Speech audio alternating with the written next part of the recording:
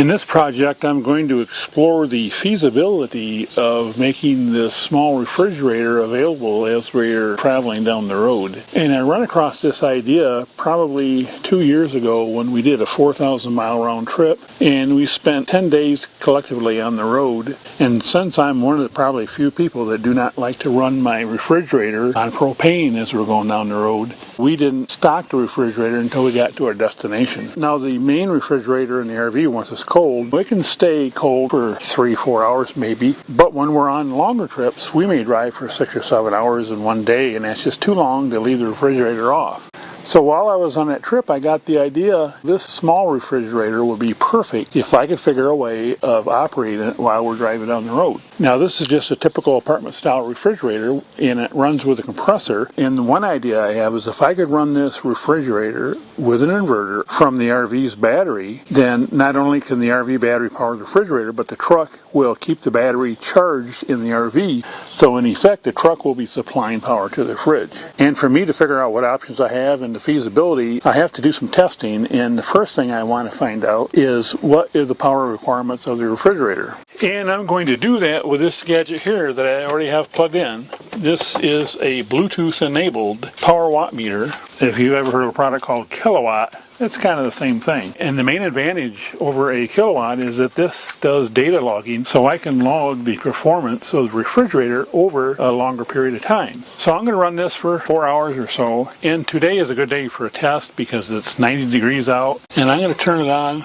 about 5, which is fairly cold, and we'll see what happens. This is the initial data screen from the application, and we can see the output voltage, wattage, current, power factor, and I'll have to explain that. The power factor basically measures the efficiency of the transfer of power to the load, and a 0.58 power factor means that the load is only 58% efficient. My meter also has a data logging function, which you can see here. And when we expand the graph, you can see the last 4 hours of operation. Note that the cool down phase of the refrigerator occurred during the first 35 minutes as it was not running before the test. The rest of the graph shows the cycling on and off with a compressor about once every 10 minutes. And finally, the leading edge of each cycle shows the compressor start. However, they're not shown accurately. The meter just was not able to capture that data. However, the compressor starts are the most critical factor when sizing the power source, so we'll have to make an educated guess. I'm going to use a factor of 5, and the minimum criteria for the power bank is 200 watt continuous, 400 watt surge, and a pure sine wave, because motors and compressors do like a pure sine wave.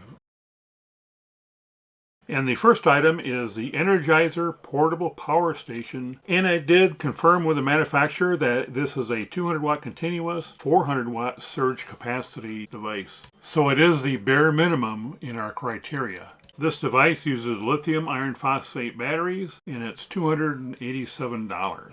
In each test, I'm going to cool the refrigerator prior to running it on the power source, because in the real world situation, we would do that. And so now it's time to turn on the AC.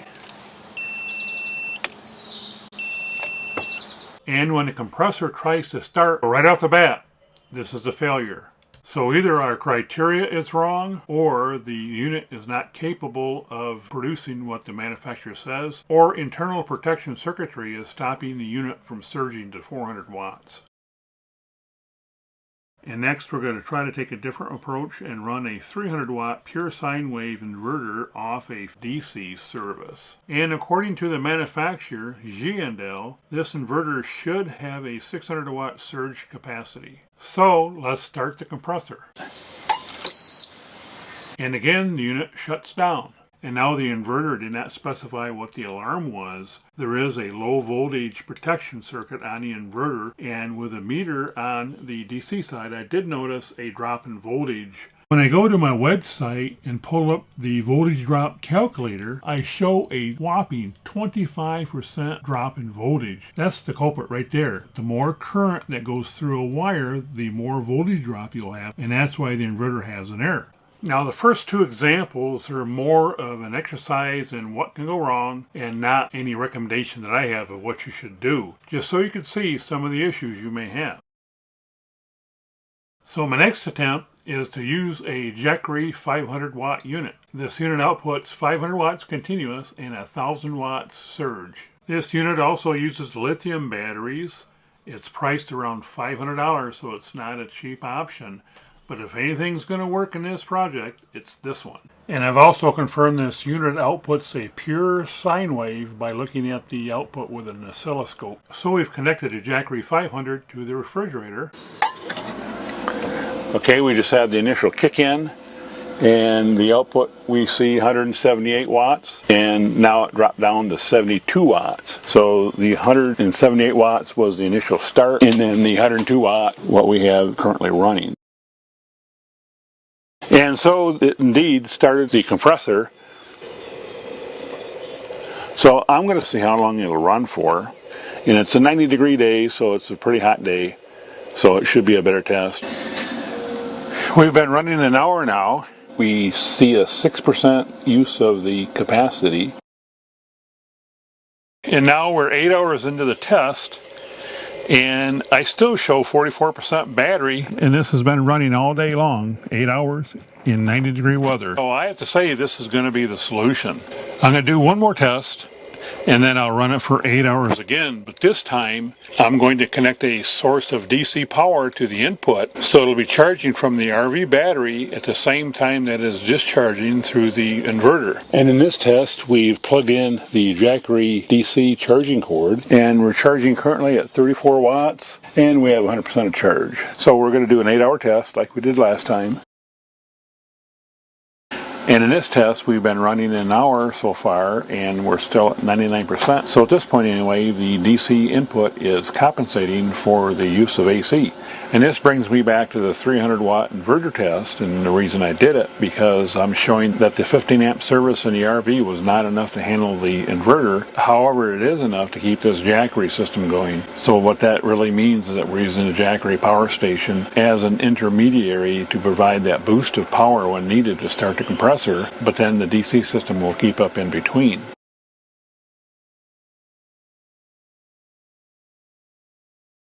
And we're now into the 8th hour of the runtime on the Jackery power station, and we can see that we're still at 97% charge.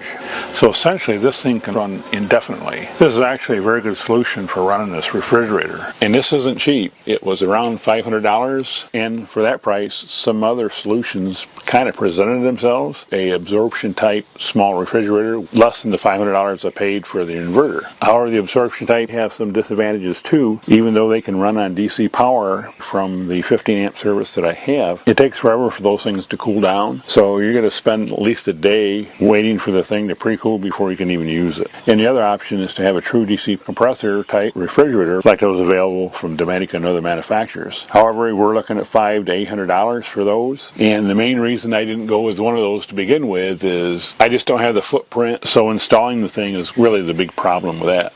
And so yeah, I think this actually will work for my needs.